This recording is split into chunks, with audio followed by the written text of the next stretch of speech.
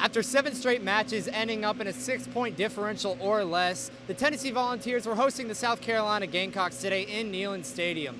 With each team under 500 on the year, today's result would have big make-or-break implications on bowl games for the season.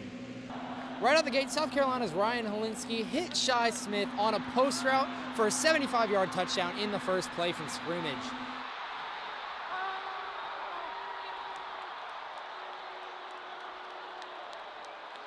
UT would respond 2 drives later with a field goal, and the Vols would find the end zone in the second quarter. Marquez Callaway would take a Joseph Charlton punt 65 yards to the house and take the lead 10-7. Callaway would have a stellar game for Tennessee with 2 touchdowns and 167 total yards on the night. South Carolina would drive down the field, however, and Mon Denson would score his 3rd touchdown of the season on a goal line push. Tennessee would take only 45 seconds to reclaim the lead as Jared Garantano would find Jawan Jennings stretching the field, making it 14-17 Volunteers. With 2 minutes left, the South Carolina offense would continue to roll, highlighted by Brian Edwards at peak athleticism with a one-handed grab on the 1-yard line. Tavian Feaster would punch it in for the Gamecocks, closing out the half with a 21-17 lead.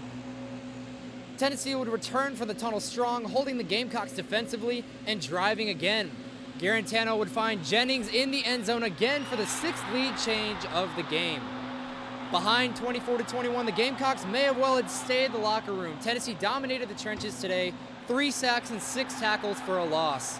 Losing Garantano to injury, redshirt freshman J.T. Shrout would lead the Vols at quarterback to 10 more points, including Callaway's 2nd touchdown of the night, and the defense would cap it off with a blocked punt and a scoop and score.